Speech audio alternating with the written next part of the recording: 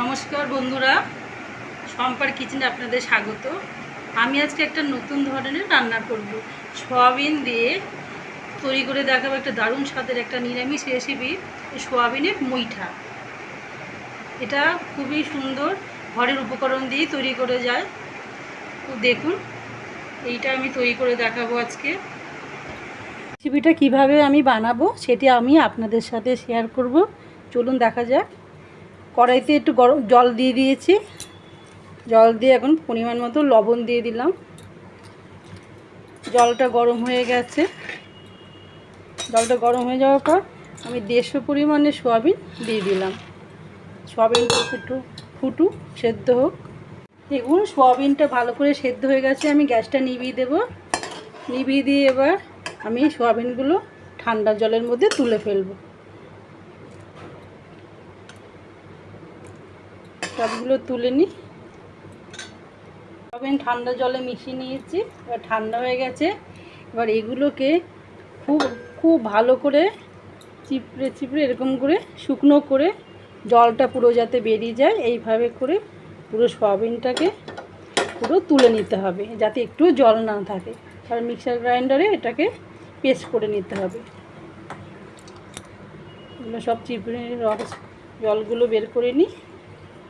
সোয়াবিনগুলো এরকমভাবে ভালো করে জল বের করে নেবেন। তারপরে মিক্সার গ্রাইন্ডারে দিয়ে একটু বেশি পরিমাণে থাকলে অল্প অল্প করে দিয়ে করবেন, একবারে দিয়ে করবেন না, ভালো করে করতে হবে। করে নিই। দেখুন, এইভাবে পেস্ট করতে হবে। এই যে এইভাবে পুরো পেস্ট করে নেবেন। তারপর এর মধ্যে সব মশলা আপনারা মেশাবেন। দেখুন কি সুন্দর হয়েছে, পুরো ভালো মতো করে পেস্ট হয়ে গেছে। যে আমার এটা তো পুরো ম্যাশ হয়ে গেছে, দেখুন। আর সোয়াবিন এই মুইঠা তৈরি করতে খুব সামান্য উপকরণের লাগে, ঘরের জিনিস। দেখুন, টমেটো কেটে নিয়েছে, আলু। আমি এখন এই সোয়াবিনগুলোকে ভালো করে মাখবো, বাইন্ডিং করব। সেই জন্য প্রথমে দিয়ে নিচ্ছি লবণ। তো একটু আগে দেওয়াই ছিল সেদ্ধ করার সময়, তাও পরিমাণ মতো ছোটো স্পুনের যেমন লবণ দিলাম। এরকম করে দেবো লবণ, পরিমাণ মতো হলুদ, তারপরে জিরের গুঁড়ো, ধনের গুঁড়ো,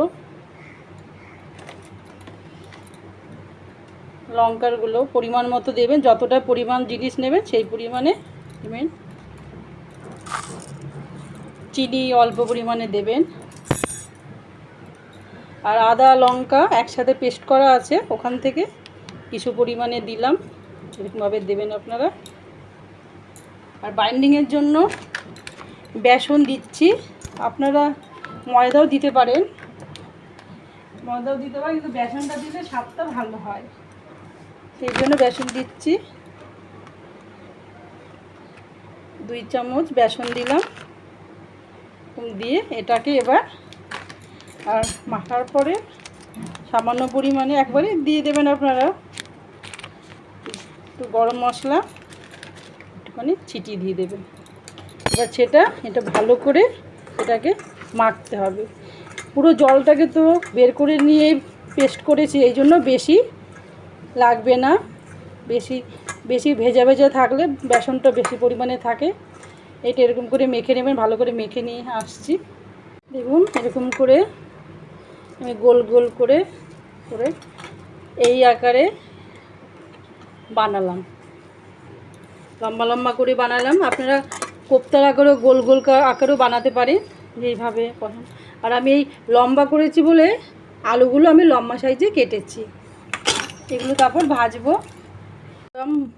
সোয়াবিনের মুইঠার আকারে এরকম লম্বা লম্বা করে বানিয়ে নিয়েছি, দেখুন আপনারা। এবার এই কড়াইটা বসিয়ে দিয়েছি। কড়াইটা গরম হয়ে গেছে। তেল দিয়ে দিচ্ছি। তেলটা ভালো করে গরম হতে হবে, তারপর দিতে হবে। দেখুন, তেল ভালো করে গরম হয়ে গেছে।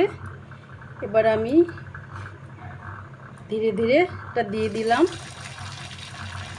আঁচটা কমিয়ে রাখি, নাহলে একদিকে পুড়ে যাবে। ধীরে ধীরে হতে থাকুক। একদিক হলে তারপর আস্তে করে অন্য দিকে নাড়বেন। আস্তে করে উল্টে দিচ্ছি একটুখানি, খুব সাবধানে আস্তে আস্তে করে নাড়বেন। দেখুন ভালোভাবেই হচ্ছে, আস্তে আস্তে ভাজাটা হোক। বেশ লাল লাল করেই ভাজা হয়ে গেছে, একটুও ভাঙেনি, বাইন্ডিংটা তবে ভালোই হয়েছে। আপনারা এরকমভাবে দেখে করবেন। এবার আমি আস্তে আস্তে আঁচটা কমিয়ে এটা তুলে নিচ্ছি।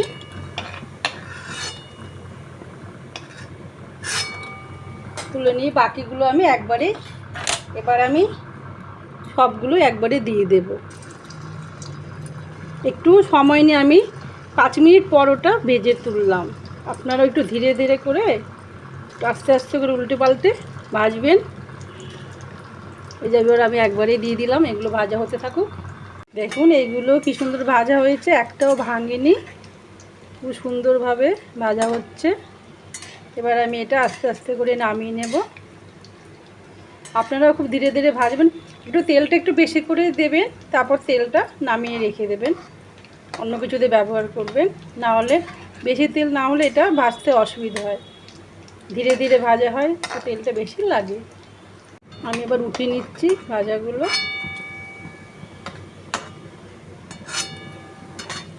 এই যে আমি এবার অল্প সামান্য পরিমাণে তেল উঠিয়ে রাখলাম। ভাজার সময় একটু বেশি পরিমাণে দেবেন, না হলে লেগে যাবে। এবার উঠিয়ে রেখে আমি আলুটা ভেজে নিচ্ছি।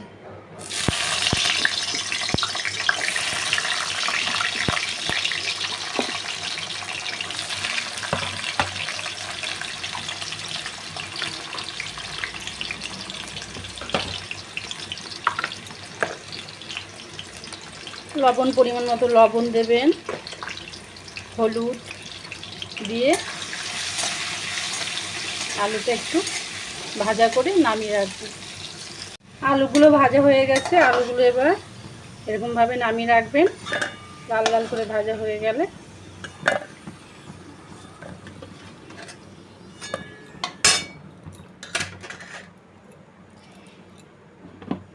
এবার আমি সম্বাদ দেব। প্রথমে আমি কি করব, একটুখানি পরিমাণে হিং একটুখানি পরিমাণে কড়াইতে দেব। তারপরেই দেখুন শুকনো লঙ্কা, জিরে, তেজপাতা, এই যে গোটা গরম মশলা, এলাচ ভেঙে নিয়েছি, এটা সম্বাদ দেব। হিংটা দেবেন, হিংটা দিলে টেস্ট উঠবে, গন্ধ ভালো লাগবে। মশলাটা ভাজা হবে, মশলাটা ভাজা হয়ে গেছে। এবার টমেটো কুচিগুলো এরকম দিয়ে দেবেন।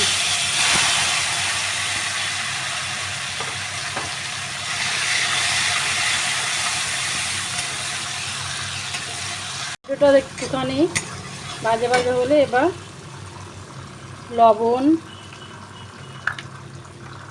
হলুদ দিয়ে একটু নাড়াচাড়া করছি। যখন দেখবেন টমেটোগুলো একটু পুরো হয়ে গেছে, মিশে গেছে, তারপর আলুটা দেবেন। টমেটোগুলো মিশে গেছে প্রায়, এবার আলুটা দিয়ে দিলাম। দেওয়ার পর একটু নাড়াচাড়া করবেন, করে এবার পরিমাণ মতো সব মশলাগুলো এবার দিতে হবে। আঁচটা কমিয়ে নেবেন যাতে না পট করে লেগে যায়।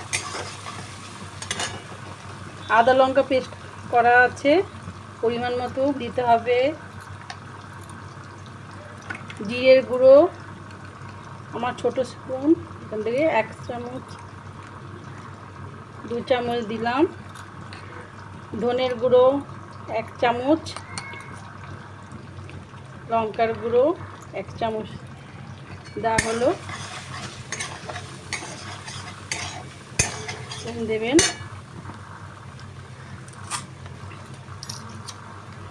পরিমাণ মতো একটু চিনি দেবেন, চিনি তো দিতেই হবে, লালও হবে, কালার আসবে, খেতেও টেস্ট একটা আসবে। একটু সম্ভব আমি দেখুন কাশ্মীরি মির্চ লাল রং হওয়ার জন্য একটু দিলাম, কালারটা ভালো হবে। ভালো করে নাড়ছি, দেখুন আলুগুলো সেদ্ধ হয়ে গেছে, ভাজা তো ছিল, আর মশলার সাথে কষিয়ে নেবেন যাতে ভেতরে মশলাটা ঢুকবে হবে। মশলাটা একটু শুকিয়ে গেলে, কষে গেলে আমি জল দেব।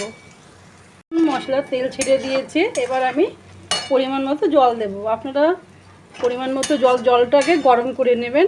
জলটা গরম করে আমি জলটা দিয়ে দিলাম। এবার এটাকে কিছু সময় ফুটতে দিতে হবে। আমি 10 মিনিটের মতো মিডিয়াম ফ্লেমে এটাকে ফুটতে দেব, ঢেকে দিচ্ছি। দেখুন ঝোলটা হয়ে গেছে, আলুগুলো দেখুন এই যে কাটা যাচ্ছে, আলুগুলো সেদ্ধ হয়ে গেছে। এবার আমি গ্যাসটা ফ্লেমটা কমিয়ে ধীরে ধীরে এই মুইঠাগুলো, সয়াবিনের মুইঠাগুলো ধীরে ধীরে দিয়ে দেব।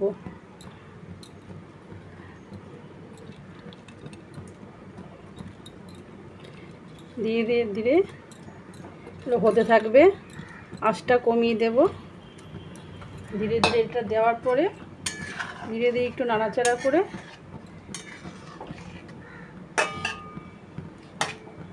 একটু হতে দিতে হবে। 10 মিনিট হোক, তারপরে আমি নামাবো। 10 মিনিট আমি অল্প আঁচে রেখে দিয়েছিলাম, কেন এই মুইঠাগুলোর ভেতরে রস ঢোকার জন্য। উঠে গেছে। এবার আমি গরম মশলা, শাহি গরম মশলা আর ঘি দিয়ে ওটাকে গ্যাসটাকে বন্ধ করে রেখে দেবেন। এবারে মশলাটাও ঢুকবে, এদিকে ঘিয়ের গন্ধটাও যাবে, একবারে হবে ঠিক মতো। এবার আমি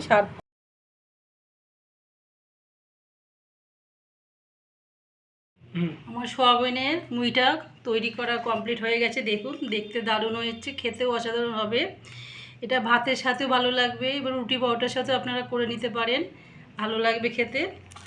আপনার আমার চ্যানেলটাকে, আমার রান্নাগুলো ভালো লাগলে, রান্নাটা ভালো লাগলে আপনারা লাইক করবেন এবং সাবস্ক্রাইব করে দেবেন। পাশের বেল আইকনে ক্লিক করবেন যাতে যা করব আপনাদের কাছে সহজেই পৌঁছে যাবে। সম্পার কিচেন। ভালো থাকবেন, নমস্কার।